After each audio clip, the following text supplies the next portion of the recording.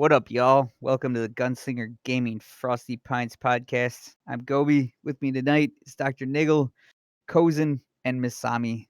How y'all doing tonight? Not too bad. Doing good. You know what I miss, Kobe? I miss it when you used to say, "So sit back and enjoy the ride." You never say that anymore. I know. I tried and I couldn't do it. It's like me with the random trivia facts. I used to do random trivia in all our episodes, and I don't do it anymore. Well, it's just got to get back into the groove of it all. Leetness used to send us dick pics after each podcast, and he doesn't do that anymore. It's like we're losing our traditions. Yeah, well, and we used to do in-game ones too, which were quite fun. In-game dick pics? Yes, we were talking about dick pics. I was talking about podcasts, but we'll go with dick pics.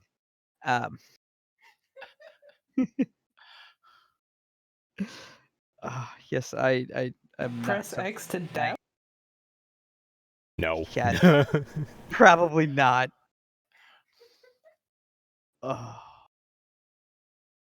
So, you and Omega got all your Terminator rewards? Oh, that's right. Yeah, I'm just opening up the articles now because I'm a professional. Yes, we're all totally professional. Yes. Yeah, we did. Actually, it was kind of a rocky road getting there because for whatever reason, multiple people. See, I haven't been drinking, but Gobi definitely has. Yet he can pronounce kosen, but not Margaret Rory. Bit of a rocky road getting through the Terminator event because multiple people were having an issue where they couldn't grab the quest from Maria to start the whole thing off. I was one of those people. So I couldn't go to Erewhon, and I couldn't talk to her, and I couldn't start the initial mission, which meant that I couldn't get the special rifle that you have to use to kill the Terminators. So there was no way for me to kill Terminators solo. Thankfully, Omega was not affected by that, so he queued up the mission. He dragged me along with him, and even though I didn't get any of the credit or the rewards or the gun or anything, I still saw all the cutscenes. I still fought the Terminator. I still got access to the whatever the dailies are that come out after you've completed that first mission. So that was broke as fuck. And 2 days later, I logged into the game and I got a notification that said, "You've been awarded 200 ghost coins for a recent inconvenience." And Omega was like, "Holy shit, dude, check Maria. You know, maybe you can play the thing now." And still wasn't there. Still couldn't play it. But Leetness hopped on and decided that he wanted to do the Terminator event, so he queued it up, and this time when he queued it up, it also queued up in my mission profile, so I ended up getting the rewards and the weapon and everything like that. So, long story even longer, we all got to rank 21 in a matter of days, and yeah, got all the glitter. Got all the glitter and the rewards. Nice. What'd you actually think of the event itself? It was fine. It was a fun event. I guess you're basically finding new and inventive ways to kill Terminators. And the final... Did you play the final mission yet, Gobi? I'm not... See, I made it to rank 21. The one in the basement? The one in the basement that goes all the way under a lake? Oh, yeah, where you got to kill the Terminator and you get the gun or whatever. The final, yeah, you get the grenade launcher. Well, you'll know it's the final mission because about a dozen Terminators come out at you at the end. Oh, I just ran out the building and it blew up. Yeah, that's what we did too. Yeah, that is a good plan. Because we got out the door. Yeah, spoilers if you haven't played the mission yet. Doesn't matter. I think the event's going to be over in another 2 days. Yeah, I think so. Is this for Breakpoint? Yeah. It is, yes, it's for Breakpoint. That's right. I read an article that they were doing something about that. I was actually deeply fascinated. Because isn't it in promotion with when they were releasing the new Terminator movie with Sarah Connor in it? Yeah. That's what I thought too. I didn't know that for sure though. Gears of War 4 did it as well. There you can actually play as a Terminator for the bad guys. Yeah, in that's right. I multiplayer. remember that too.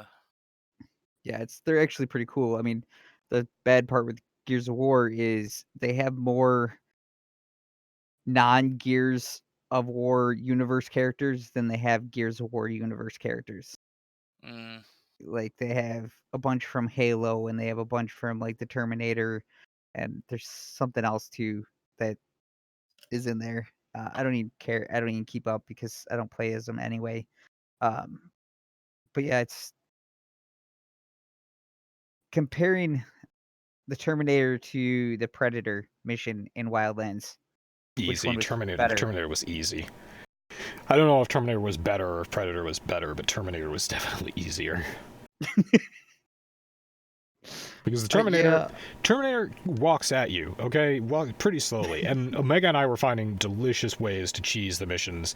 Like Terminators can't I mean, they can run up those rock scrambles that your character has to like very slowly climb around, but they can't run up a sheer cliff.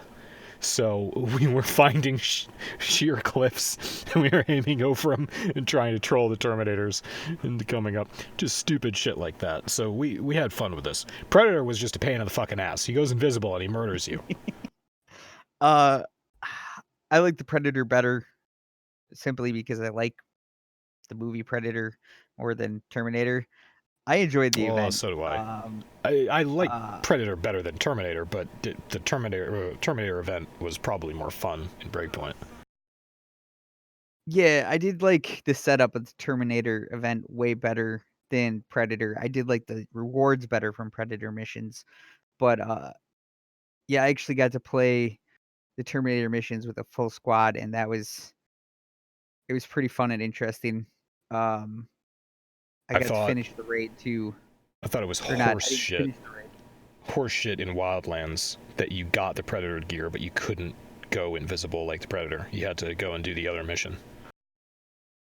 Yeah, that was bullshit for sure. But I do love that because I bought the gauntlets that have the wrist blades. So in Wildlands, your melee kills. my kill animations was the Predator ones. That was worth. I know I'm whatever, but it was so worth the price of that pack. Okay, you must have done kill animations for Ghost Recon Breakpoint. Like, you must have a lot of melee kills racked up, yeah? Yeah. Is it just me, or are they considerably more violent and graphic in this game? Oh, way worse. Stabby McStabberson, like, it's fucking hilarious. You stab the person, like, 3 or 4 times in the fucking neck, like, it's fucking brutal. I have one. The other thing I'm curious about, I have a curved knife right now, so I want to switch it out to a K-bar or something with a straight blade. I wonder if it changes, because with my curved knife, I'm doing a lot of gut slicing, or going right up the center of someone's sternum, or slashing their neck, or putting... Yeah, okay, my favorite one so far, my character put their knee across someone's throat, so they... across their throat so they couldn't move, and then just ripped all the way up lengthwise on their body and just tore their guts out. Holy crap.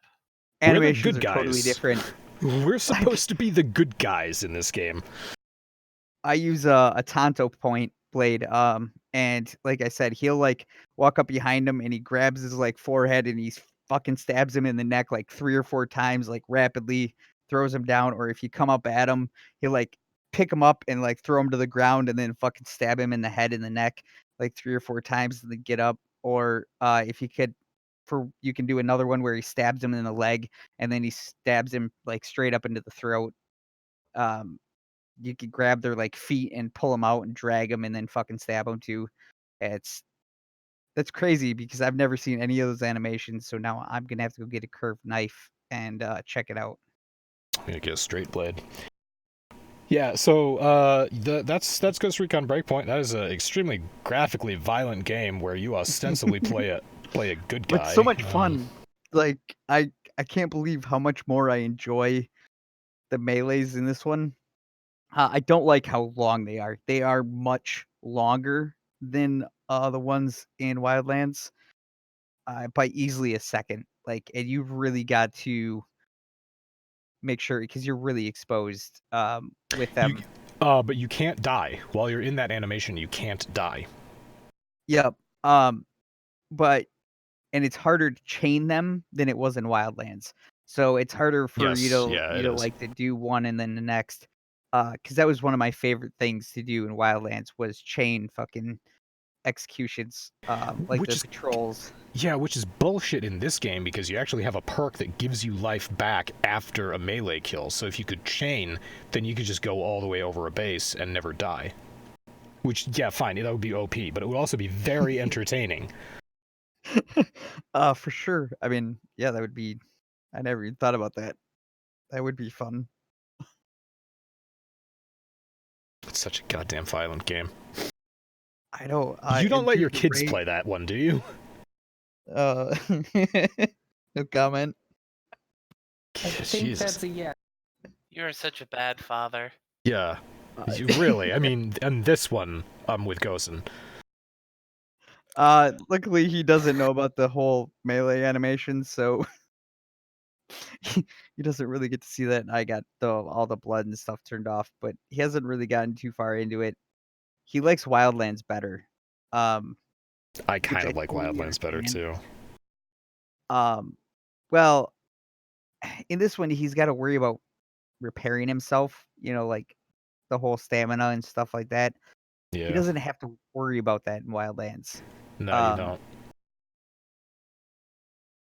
And he's already got the invisible suit and stuff, so like I think that's why he has more stuff in Wildlands. But I do like Wildlands a little bit better. I like the map from Breakpoint, but I definitely like the story of Wildlands way better.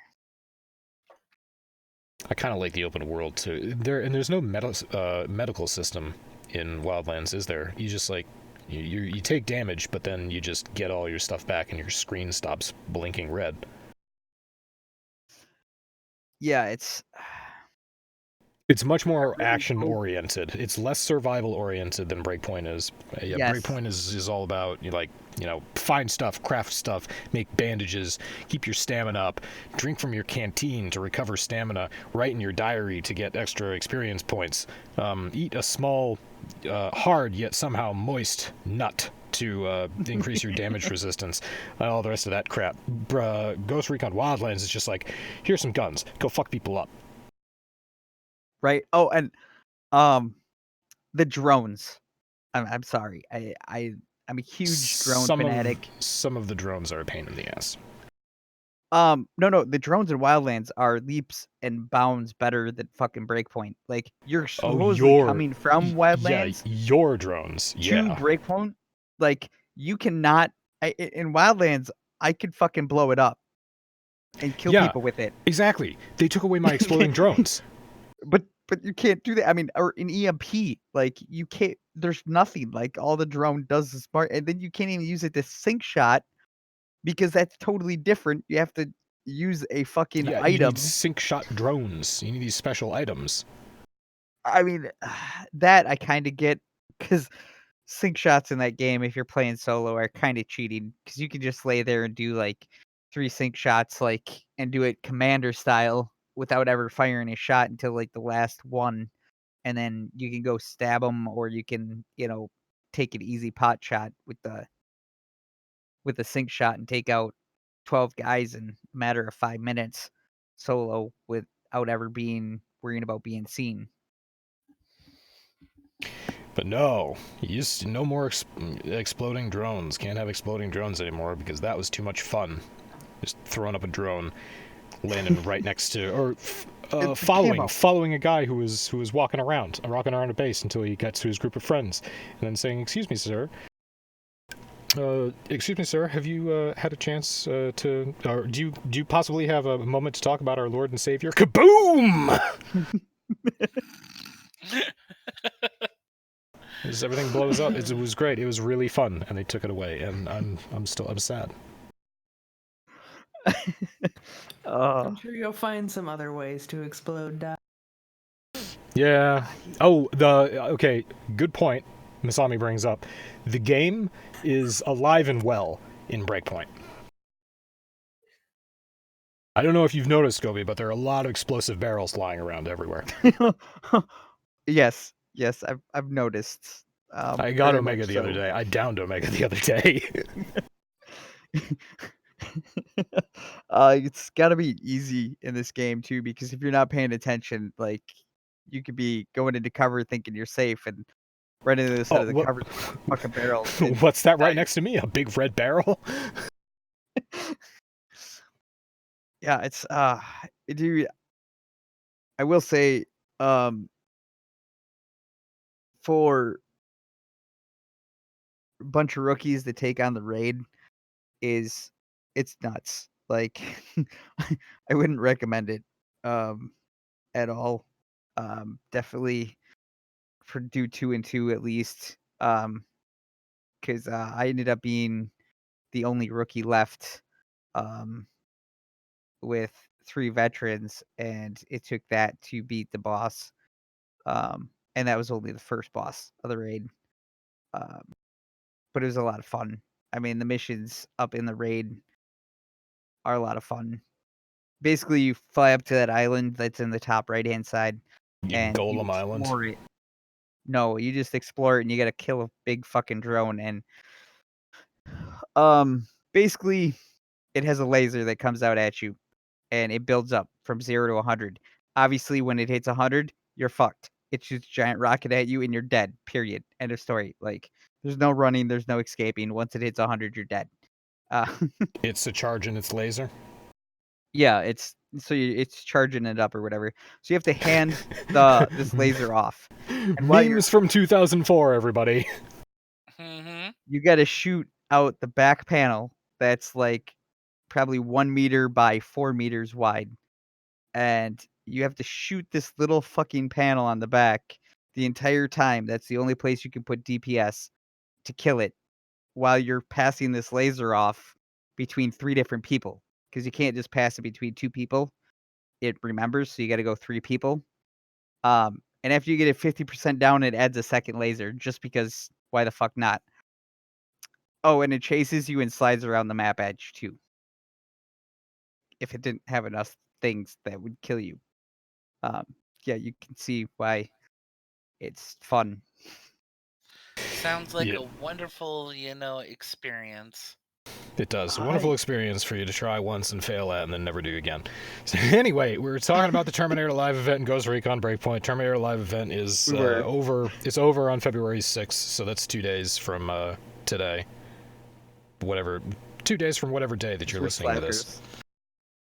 And the rewards, there were 2 kind of neat rewards that you could get. One of them was an Uzi. It's a blueprint for an Uzi, so now you can build that gun, and a blueprint for an AR-18, so now you can build that gun.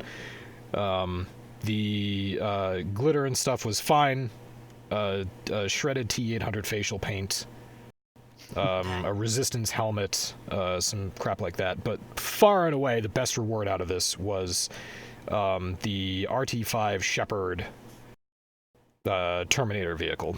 The Shepard is like the biggest, hulkiest truck in the game. It's virtually impossible to destroy that thing.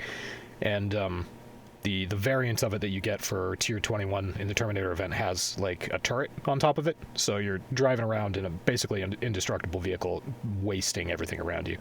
And that's a lot of fun. Nice. I was still gonna go with the robot arm glitter. Robot arm glitter is also good. It's neat stuff. Pretty tight, I'm not gonna lie.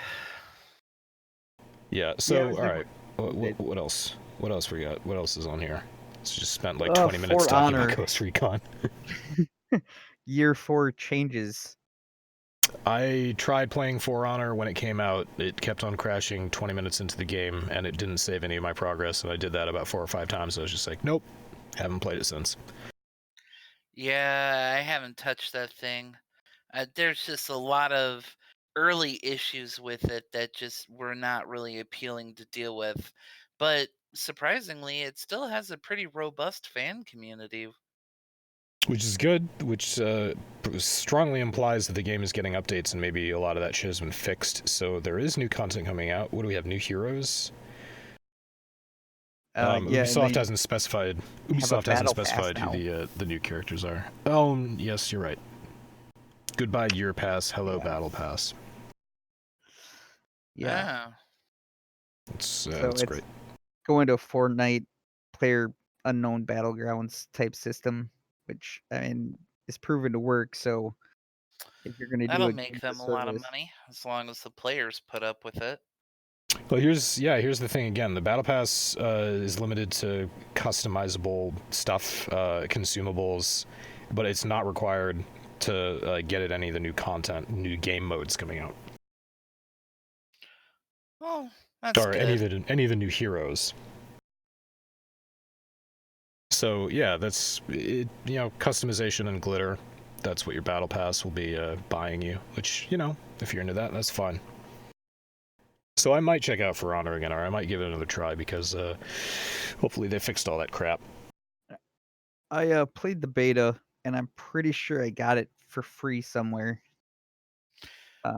Well, I know that when I was playing on the PS4 all the time, you could get For Honor as part of the PSN network. Oh, that's cool. Yeah. Wait, Kobe, that's where I played it, was on the PS4. I thought Gobi and I and Leetness were all in the beta together. I thought we multiplayered that. We did, and I just could not do the combat system like.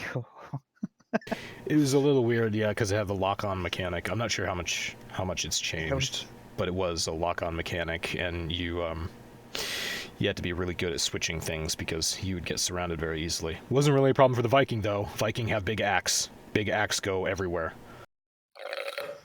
That sounds familiar. Yep, thank you. It's a D&D reference.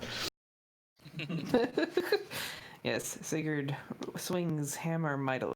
Yeah, Sigurd is done with Great Weapons Master, actually. I had this conversation with Kosen. This is something fascinating that everyone wants to hear about on our world-famous GS podcast, is the Dungeons & Dragons game that Masami and I and Omega and Leetness are playing. Oh, I'm just glad to help. Kosen and I went over statistical probabilities for hits and discovered that my percentage for hits was way below, like more than 10% below what it should be. So Sigurd is done with Great Weapons Master for the time being. Given the fact that you've splatted as many people as you have is just a testament to the odds just fucking everything. Yeah, exactly. I got really super lucky, and now the luck is over. It will come back to you, no worries. Yeah, level 10, it definitely will. New sci-fi RPG from BioWare veterans announced, and it sounds like Mass Effect. Please don't disappoint me again. I can't handle it. So the wording in the article... The hell? Oh, PC Games Network. Magic Gathering Arena developer Wizards of the Coast has unveiled something very intriguing. A new studio led by Dragon Age Origin creative director James Olin and fellow BioWare veteran Chad Robertson, called Archetype Entertainment. But it's not fantasy they'll be working on this time. Archetype what? Archetype Entertainment. Ah, okay. But it's not a fantasy game they'll be working on this time. It's an original sci-fi RPG. I don't believe it. Yeah. So which one was disappointing to you? Which BioWare game? Sci-fi game? If you had to pick one. No, because he said he didn't want to be disappointed again when you went into this. Right. Well, what game were you talking about? It's always been a toss-up between either Mass Effect 3 or Mass Effect Andromeda. I didn't play Mass Effect 3 until the series was already established as a trilogy. I played the original Mass Effect like way back when it first came out. And then I skipped 2, didn't play 2. And then by the time that 3 came out, I was like, oh, hey, I want to try 2. Played 2, absolutely love that. Mass Effect 2 is down pat the best out of the 4 games that they've done. Yeah, heavy weapons. Oh, God, yeah. just and the story was beautiful. The graphics were gorgeous. I love the combat system, the way how that they change things. Then we had Mass Effect 3, and I mean, like, the first part of the game really kind of just made me go, no. And then I got into the middle of it and I was like, no. And then I got to the third point, or yeah, I got to the end and I threw my controller and I just walked away and I was just like, I'm done. I didn't even finish it. And then I came back and finished it. So that was Mass Effect 3. However, I was like, when they did Andromeda, or they announced Andromeda, I was like, you know what? I'm gonna give this a try. So I went ahead and pre-ordered it, and I got all the bells and whistles that I possibly could afford at that point in time. Played it, and I'll have to say one thing. When I played Mass Effect Andromeda, most of the reported bugs and problems that everybody was complaining about, never experienced a single one of them. Neither Like did the I. none of the weird walking, none of the weird lip syncing issues or anything like that. Mine played absolutely perfectly when I played it. Well, here's the thing with that. I did the same thing. I was playing on PC, and I think I waited 2 weeks to a month after the release of Andromeda, because I don't pre-order anything. And by that time, they had come out with all the patches, and I never experienced, as you said, I never got the walking bugs, I never got the weird face bugs, I never got the people whose body parts were not all there in cutscenes bug, which is really fucking entertaining, or people whose faces were missing. That was also kind of terrifying. Never got any of that. The part that really disappointed me was just overall the story. That's actually the part that really bothered me. I actually thought the story was the best part of that game. I didn't like the fact that all the characters were ugly in it. I didn't like the fact that, well, there were some bugs in that game that I did encounter. It was mostly related to game mechanics, and not, immersion-breaking facial expressions. But as far as the story went, story was fucking fantastic. Launch humanity into a new galaxy, have them establish themselves there, learn about the customs, figure out what's going on, and get drawn into this whole conflict that had been happening. I thought it was great. It was good. Don't get me wrong. I liked it. I was more a little. I think the part that really got me was the fact of the matter that there were no Quarians. Like, oh yeah, they we were missing some races. They were my favorite race from the from the Mass Effect trilogy, and we didn't get their arc. They didn't even make an appearance or anything like that. So, also the whole Krogan story arc that they did in Andromeda was a little. I just. I don't remember anything of the Krogan story arc. That's how that went. The basic premise being is that they found like the most hostile planet in the Andromeda galaxy that they could, that they could occupy, and it was a big desert planet, and it was just the storyline was. Oh, that's right. Sorry, yeah, I just remember now. Yeah, you're right. There was an entire Krogan planet there with an entire bunch of side missions. Totally forgot about that. He was my favorite squad mate. Yeah. But yeah, not a fan of his missions, but favorite squad mate. But in the end, I mean, if I were to rate them, I would go Mass Effect 2 as my top. 2, 1, 3, 4. Yeah, I was gonna go 2, 1, Andromeda, and then 3. See, I liked Mass Effect 3. I understood when it came out that a lot of people weren't gonna like that, but it was because it was the end. Like, we knew that's what was going to happen to Shepard. There's no way that Shepard is saving the galaxy after taking that much abuse and making that many sacrifices and all the rest of that, and living happily ever after to an old age. I was totally prepared for him to be dead. And yeah. I was totally prepared for him to be dead. I was more I was more like upset on the fact that it seemed like that the overall promise that they made, where all of your decisions that you made from the first and second game was going to have that effect Mm. on the storyline and stuff like that. And when you play Mass Effect 3, maybe you don't feel this way, and that's okay, but I really felt like that it was a railroad.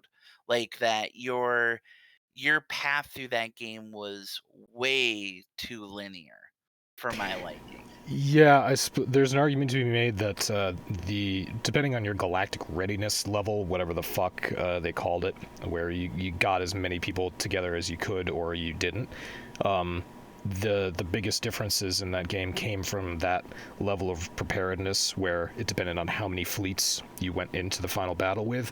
If you went in with virtually none, you got to see a slaughter, and you still got to the end though. Or if you went in with as many as you could, you got to see some pretty epic space battles, not as big a slaughter, and it was different cutscenes. You got to see more or less stuff, but you still got to the end. So that I totally understand. I also understand the logistics of starting from Mass Effect 1 and saying your decisions from this game will carry over into the other games. So that creates, if you think about it as a tree, as a story, you start with the trunk and you go out with the main branches and everything. You're by the time you get to the third game, you basically would have, if it truly was as they claim, your decisions matter and it creates this different ending. By the time you got to the third game, you'd have like 10% of that game that you would ever see on a playthrough, and the other 90% of the work that those people did would never be seen unless you played it through again and made totally different decisions. So I can imagine, from like a production standpoint, that'd be a fucking nightmare. Oh my yeah, god, that would be so much fucking work. So yeah, I can understand logically why they would railroad you. It makes sense. But I agree, it's not exactly what they promised. It is kind of a linear story, even though there are 4 different endings, or 5. Because not doing anything is an option. Yeah, exactly. Yeah. Not. Welcome everyone to the Mass Effect podcast. Fuck yes, Mass Effect. If you haven't played it, what are you doing with your life? Get off your ass and do it. For fuck's sake, man. Yeah, no. And I mean, although, if I remember correctly, I could try to find the article later, but there was an article that came out that they're actually planning on remastering Mass Effect 1, which would be fucking amazing if they did that. Masami, you need to start downloading our podcasts onto USB sticks and throwing them at your husband to wake him up every morning. I throw links I'm subscribed to Gobi's YouTube so that every time I see him upload it, I just ship it over to him. It's not my fault. He doesn't hit play.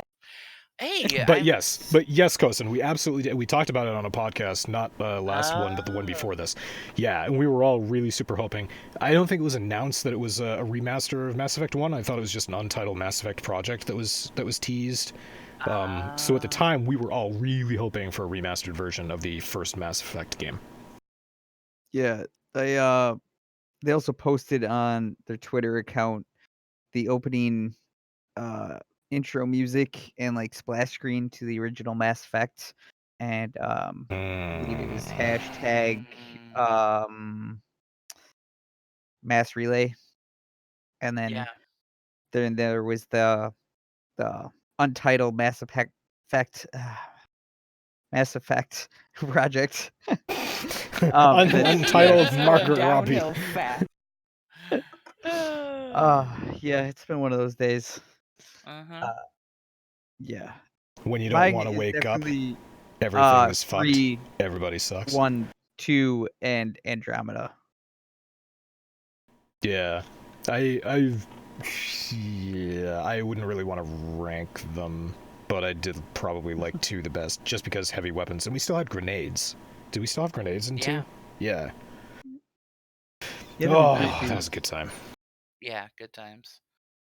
I also just my own personal opinion, but I thought the graphics in Mass Effect 2 were way slicker than they were in any They, of the in yeah, any of the games, even from 3 to Andromeda.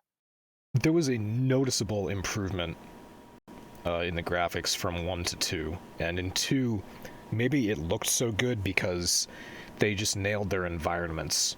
Lighting was really, really excellent in that game for establishing creepy as fuck settings on the whatever ships, Mhm. the infested or whatever they called them. Right, yeah. I The did like. Geth ships?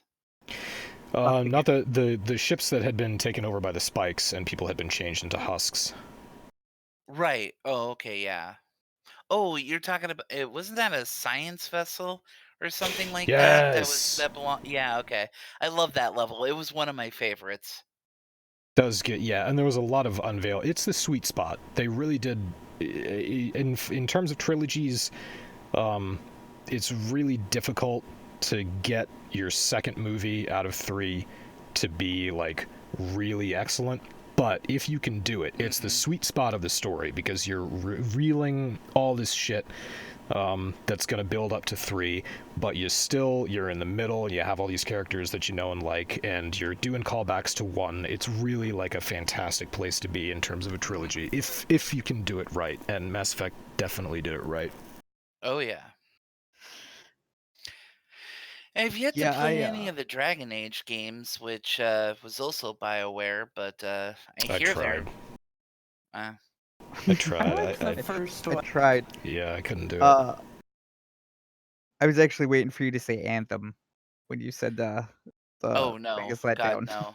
To- I did my time on Destiny, and I I played through most of Destiny, just kind of got bored after a while, and uh then saw the promotional thing for Warframe, and I was like, I'll give this a try and find Warframe to be infinitely more or infinitely better than anything in regards to um, Anthem or So how or much did you Warf pay him, Nigel? or Destiny. So I stuck with that. What's our time? How long did we make it before Warframe was mentioned? Yeah, 37 minutes, 30 seconds. and how Awesome. much did Dr. Niggle pay him to say that? Nothing. He's addicted of his own accord. He is. I was gonna say, and Niggle's not. It's actually my wife's fault, honestly. I believe it. I was gonna ask. I'm sure your wife had nothing to do with you playing Warframe, right? She's a terrible influence. She's a terrible influence on me too. Uh huh. I was actually gonna say when we were doing the pre-show, I was gonna tell Masami I have no capacity left in my the main part of my orbiter. Why am I not surprised? I got my crew quarters still has a little bit left, and my operator room still has a bunch left. But I'm using all the capacity in my operator room to do the Zen garden made of Itan Piv sculptures. Mm, Just dozens and dozens and dozens of Itan Piv sculptures in waves all over the floor. Nice. So what else you got for us, Gobi? Division 2 heading to New York's Coney Island. Yes. Wait, what? Yeah, so they are doing episodes for Division 2. It's free content for everybody, and this episode 3 is coming out, and we are going to Coney Island, and we're gonna fight the cleaners again. You get 2 main missions and then side mission, I think. Nice. Yeah, it's I was about to say, as far as looter shooters go, I hear that Division 2 is actually halfway decent. If you like bullet sponges. actually no. The second one isn't as bad. I mean, there's still sponges, but it less than a clip and you can take down a guy, which is still bad, but it's not bad. I mean, headshots, Sniper rifles are one shot kill to the head. Shotguns actually act like shotguns, 1 to 2 blasts with a shotgun, and they're killed from full armor. The downside is they catch you outside of cover and you're shredded like a wet paper bag. Mm-hmm. It's got so you can play. It's meant to be played as a cover shooter. That's what it was designed for. Um, and because of that, it plays differently. Um, they are redoing the gear and loot system that's coming. I don't know if it's coming this patch or the next patch that comes out in March. Um, this patch is obviously Coney Island, and a couple of main missions, and then I think they're getting a new operator as well, that uses the. I'm assuming it's the flamethrower will be his special ability, Hmm. and there's a new exotic weapon as well, There's a and of chameleon. course they took on the Destiny style um exotic bullshit, which is a major difference from the Division 1. So you can only have one weapon exotic and one piece of gear exotic, um, Hmm. That's horse instead shit. of yeah, like and the Division 1. I do like the builds a lot better in the Division 1. Um, it Yeah. feels like there's way more build diversity and more the builds are more ballsy. Like putting together a full set makes you more of a badass. Um, in this game, it doesn't really feel like there's any way for you to be a complete badass. I know there's tank builds, but like you can do a tank build, but then you do like no DPS. And in a game where I get shredded like a paper bag, I'd rather have a little less health and be able to shred people to get to cover. Um, so I play a little riskier, I guess. But it is a fun game. Washington, DC is a big map. It's on point, like, it's pretty neat to walk around and see, like, the Washington Monument. They did the game justice. It looks pretty. It's not as immersive as the Division 1, though. Like, the New York setting, the almost darkness of the game was better. I mean, Nigel, you played the beta, so you know what I'm talking about. Yeah, sunny Washington, D.C. with no snow on the ground, it just made me, like... I don't know if anyone's ever been to Washington, D.C. in, like, August, but it's a swamp. It smells. Yeah. It's not actually that terrible. I'm making a big deal out of it. It's not that bad, but it does. When I was walking around that game, I was just like, oh my god, this place, there's like standing water everywhere on the ground, and there's weeds growing up out of this. This is a swamp. And not as enchanting as New York in the wintertime, with snow gently falling to the ground and heaps of garbage everywhere. Give me my garbage. And small kids getting left alone in a hotel. Yes. Small kids wandering around on the street, people asking you for shoes. Yeah, all that was really good. Being chased by Tim Curry. Yes. You know what? It's good stuff. Yeah, I really wish that Tim Curry. I really wish there was a special mission with Tim Curry in the Division 1. That would be awesome. It's like, welcome to the hotel. There's a certain metric by which you measure your friends based on the first movie that they've ever seen Tim. Jeez, what was... Well, okay, I think the first movie that I ever saw Tim Curry in was It, because they used to play that on UPN a lot when I was growing up. And I think that was the first time I saw him. I definitely saw Home Alone 1 and 2. And then I definitely saw Muppet Treasure Island. And... My first exposure to Tim Curry was Legend. Why isn't this our round table, Gobi?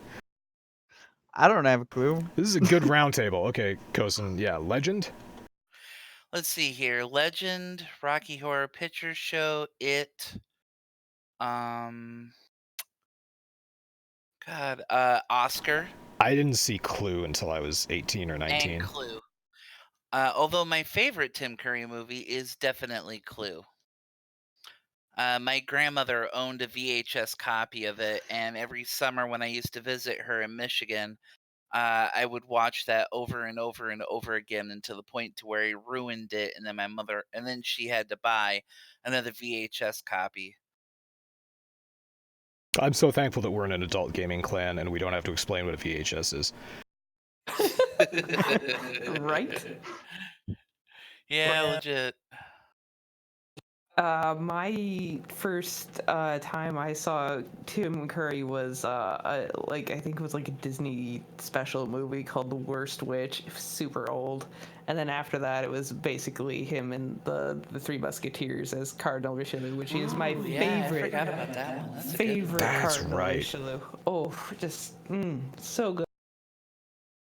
One less mouth to feed. Holy shit.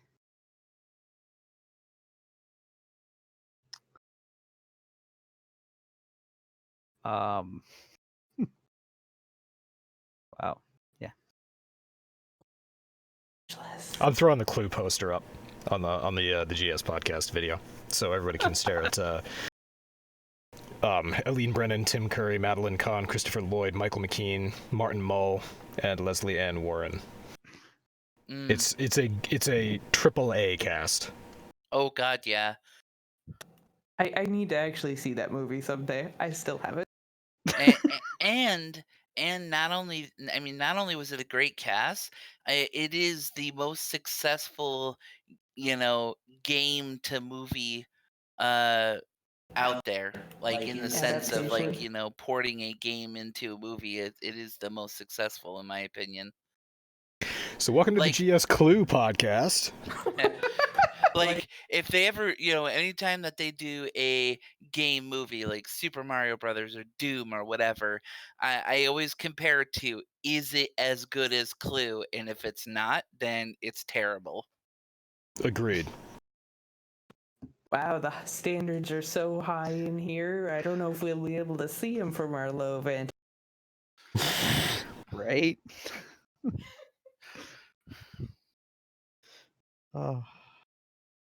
So Steam just broke its record player count by nearly 300,000, but no one cares because Clue was an awesome movie. You should go and watch Clue. It's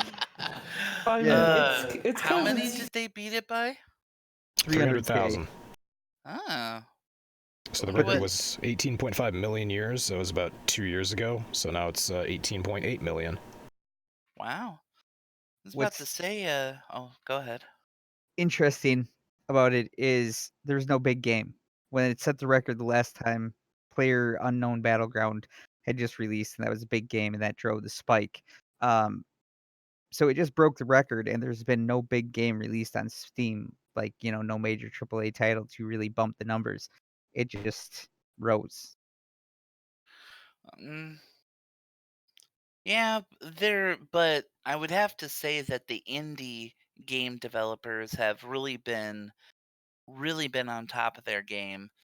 Not like the asset flippers, because fuck those guys, but there's been a lot of good indie games that have come out in the last couple of years that are Steam exclusives that has probably been driving that a bit, I can imagine. And people buying their humble bundles and finding all this junk that ends up somehow on Steam, and revisiting some of these older games that, because nostalgia is like the big thing.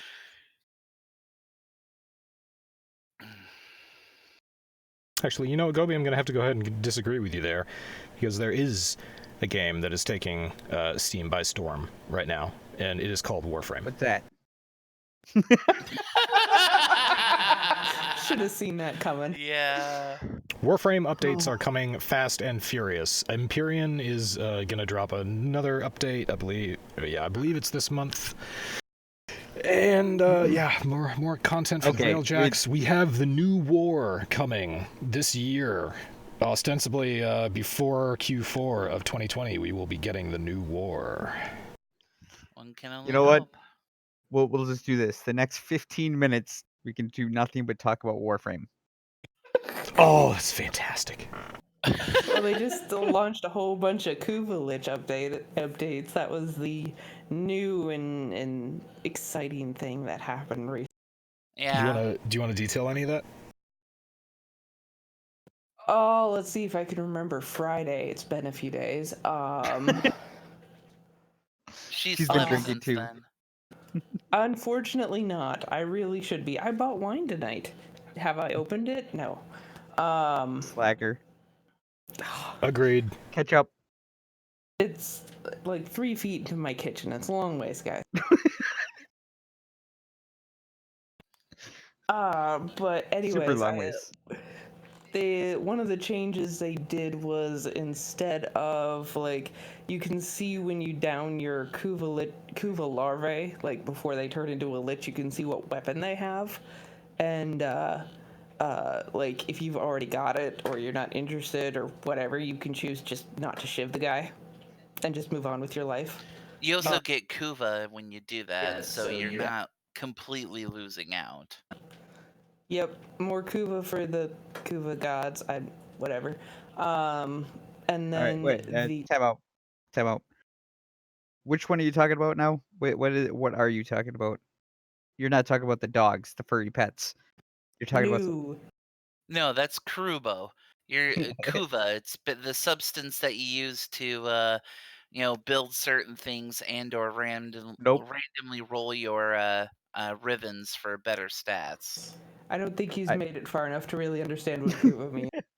Yeah, Kuva is just this red. It's blood. It's blood of something old, and you use it to reroll Riven mods, which I don't think you're really into Riven mods. You need it to build a couple Warframes, but you mostly need it just to reroll Rivens.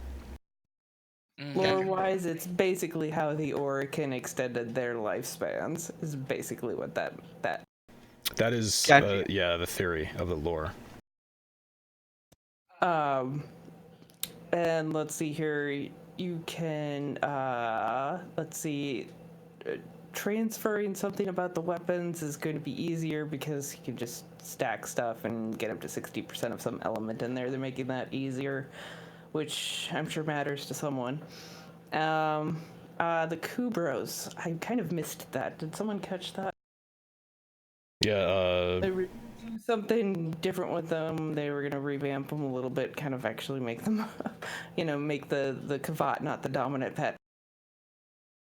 Yeah, the problem with the Kavats was the pet buffs, because you have Cat's Eye, which gives you increased critical chance for 20 seconds every 30 seconds, or something like that, and that's OP as fuck, especially Chroma. Oh yeah.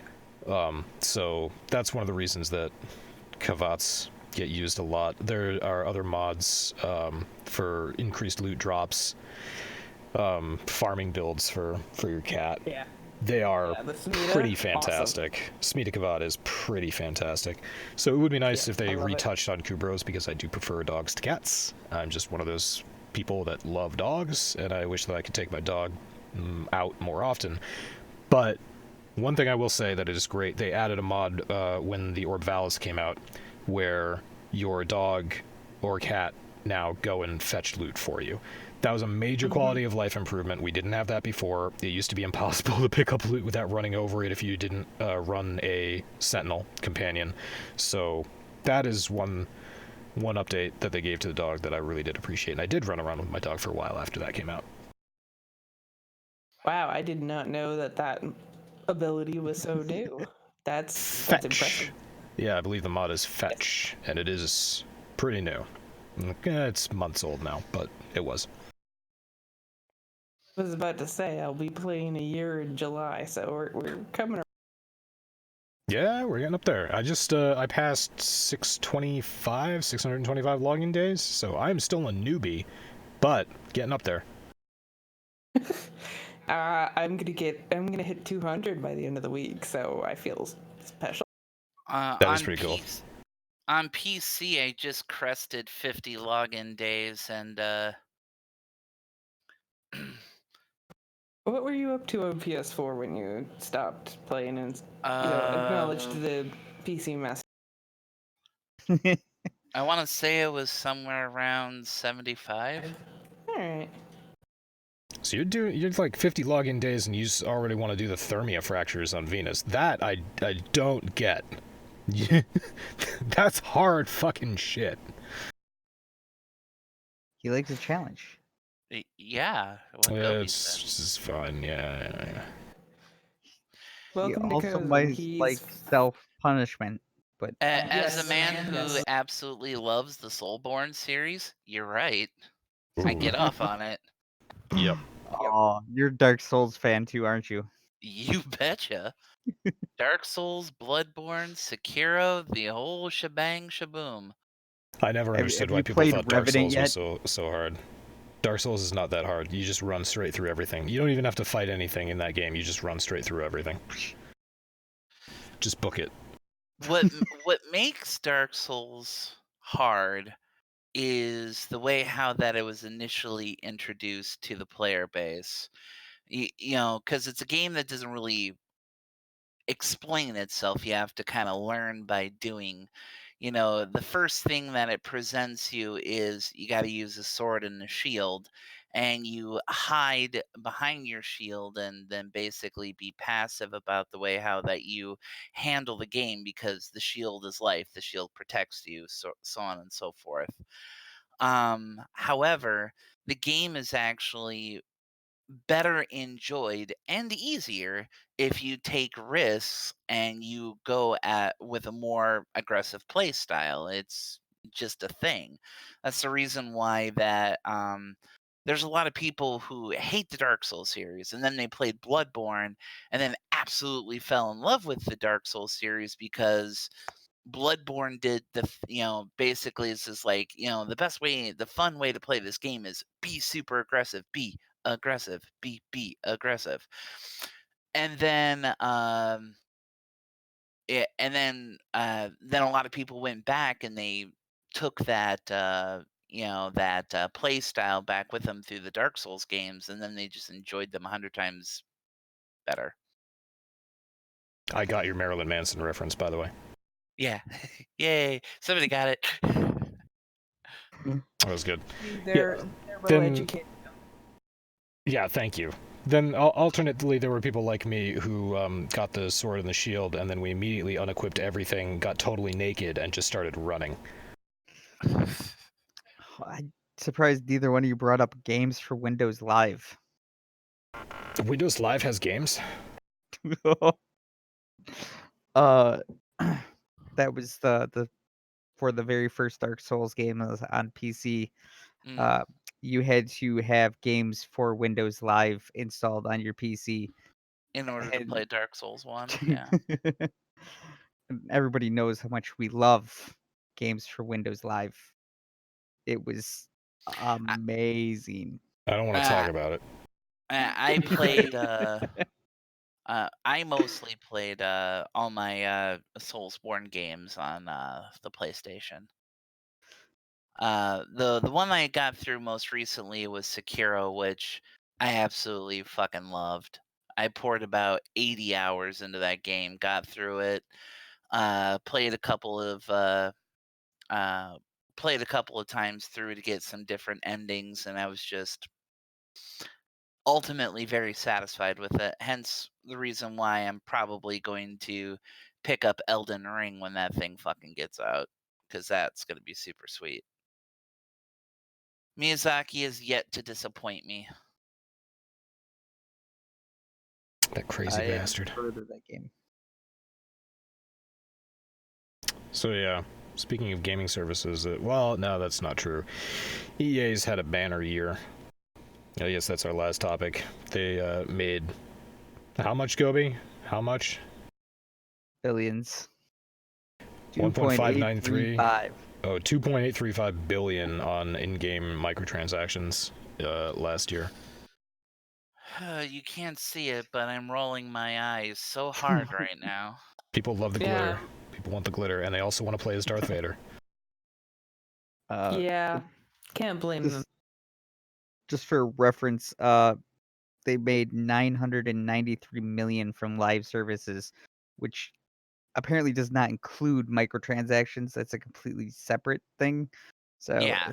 less than half from live services. That's fucking nuts. Yeah, Uh, well, live services is the new moneymaker for these triple A gaming corporate or game developers now.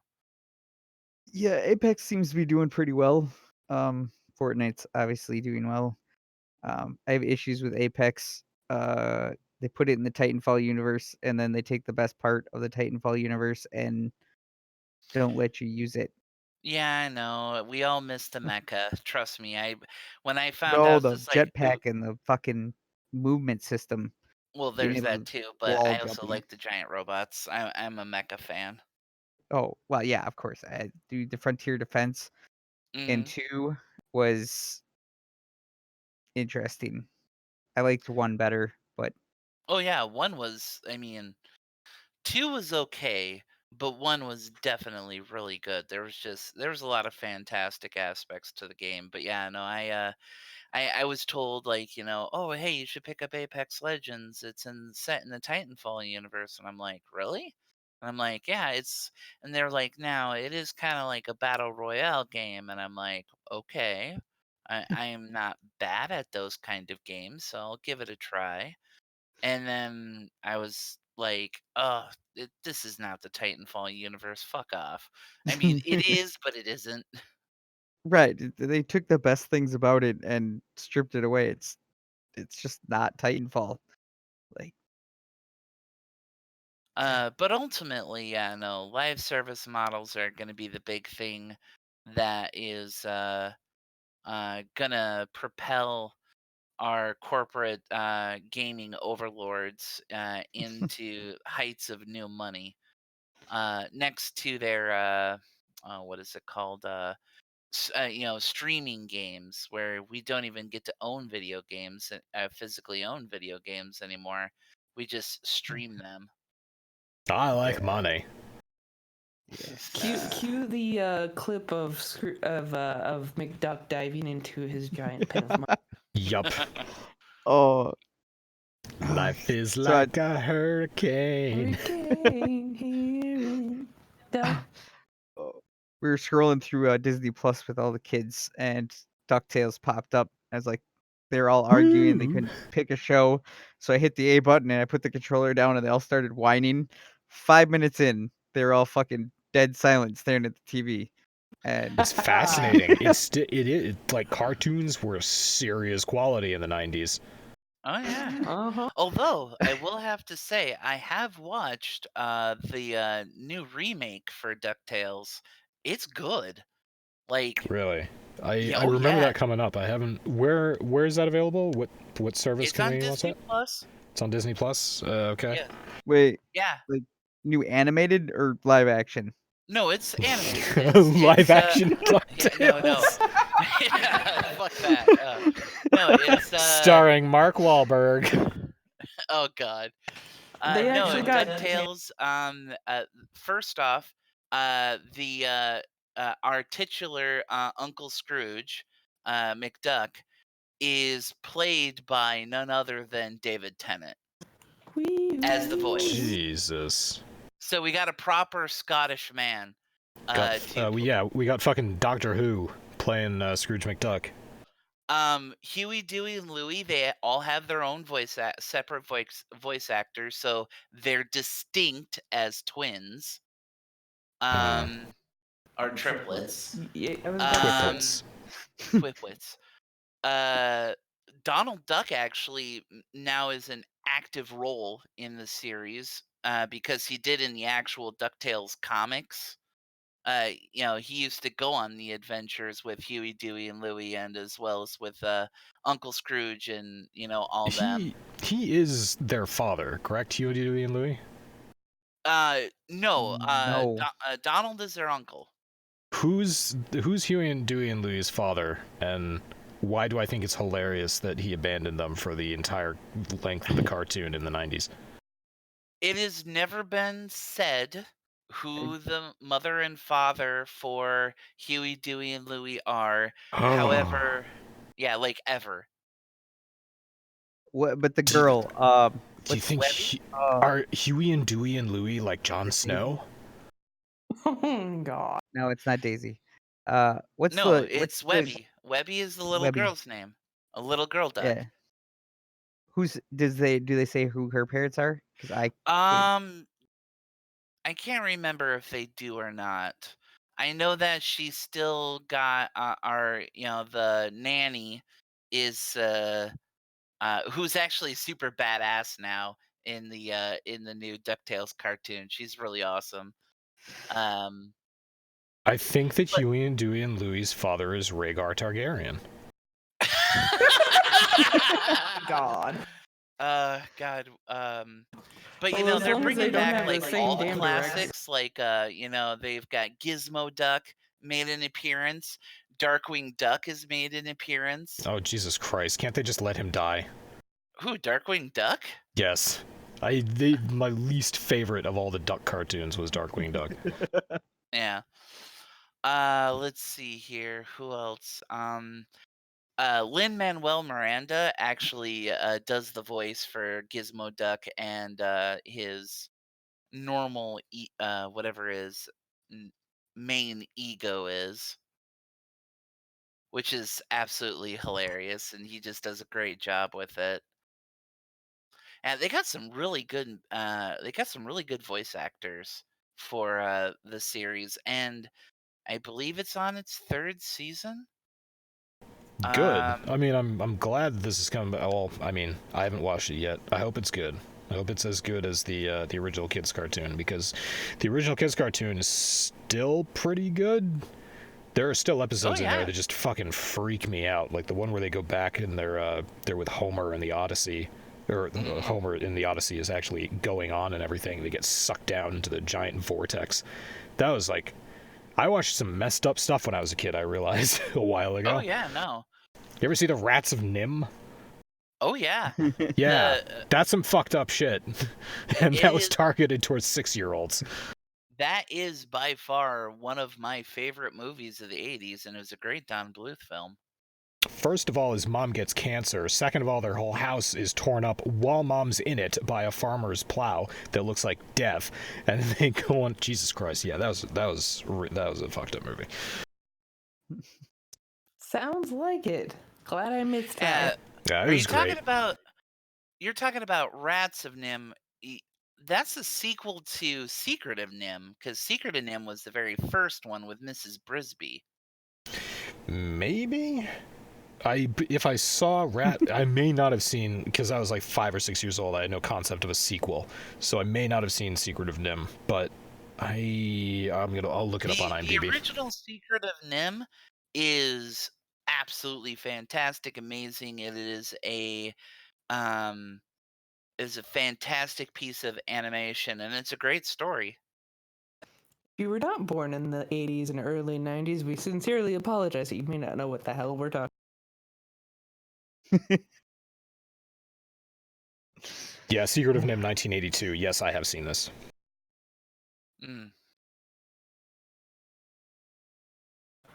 I don't think I've seen either. Good times, good times.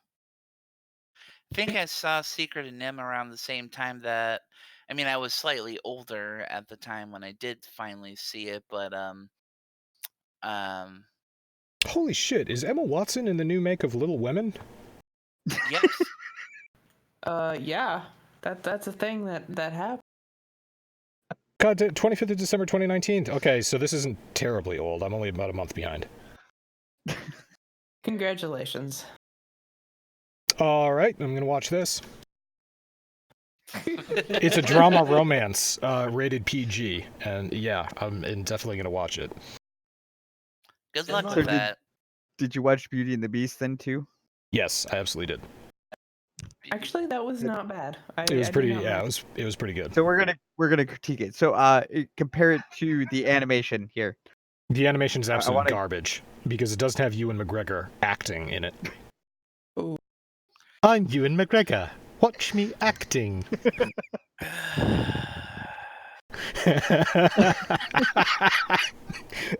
Oh God, I'm still sick.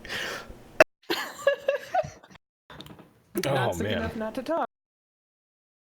Be a guest. Yes, absolutely. Yeah. Ewan McGregor makes that movie a better movie. And Emma Watson did a good job. And the gay relationship between whoever it is, Hans, what's his face, and the portly fellow who plays Olaf. Yeah, that was fantastic. Loved that. I don't remember anything about the Beast, but I'm sure he was great too. Actually, the Beast was the least appealing aspect of the live-action version of Beauty and the Beast. Yeah. Otherwise, the rest of the movie was fantastic, in my opinion. That might be why I don't remember anything of the Beast, but I remember everything else in that movie. I enjoyed the one musical number I enjoyed in the live action was the one where she's singing in the village, because the stink eye that she gives someone in that is. Yeah, yep. I enjoyed the fact that Emma Watson got to be a Disney princess, which must have been really great. Really great for a white Anglo-Saxon woman to be a Disney princess. Yes. Oh, I thought you were gonna say for somebody that was part Muggle. Yo! Wow. Part. Technically, she was. Yeah. We don't say that because it's really mean, but she was. You don't call her mudblood, you mean? Yeah, that's right. Wow. Oh, you call her. No, you go the slightly less but equally racist route and call her Muggle-born, like Professor Slughorn did. Mm-hmm. Do you think I'm prejudiced? Even more. Wow. Yeah, his whole fucking line was even more impressive when one considers she was a Muggle-born. It's like, yeah, you're definitely an old racist bastard. That's great. Yeah, what were we talking about? Fashion show? We were supposed to do the round table, but I think we covered it. Yeah. I think we we were talking about EA making a ridiculous amount of money by taking advantage of people. Yeah, through that's live true. services. The round somehow table we was, got into Disney. Disney Plus. Yeah, Huey, Dewey, and Louie. That's right. Okay. The round table is supposed to be where do you want to take a cruise if you could go anywhere. My answer was Vagina Land. I don't know if it's a place or not, but I really hope it is.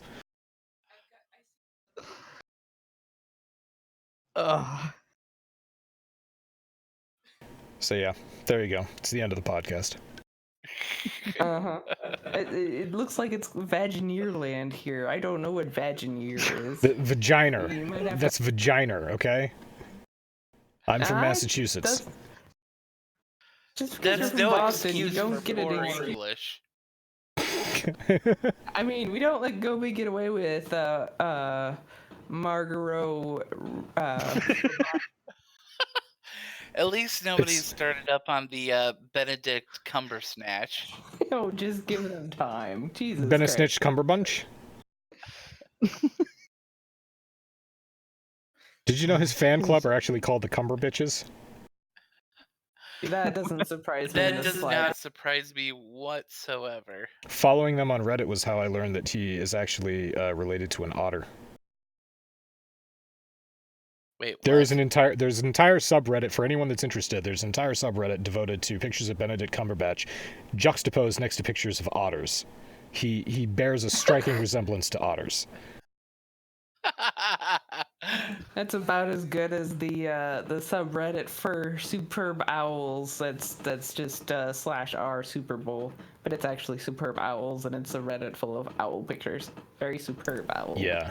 You know what? I think that humanity is in a really good place right now. They are really great. We're very healthy. Yeah, we're very emotionally stable and healthy. And we're definitely productive. Being as productive as we possibly can be. Right, yeah, Definitely we are. Yeah, we're way over. Yeah. All right, thanks to you guys for coming. I appreciate it. We'll see you again. And thank you all for listening. Peace. Laters. Penis. Vagina.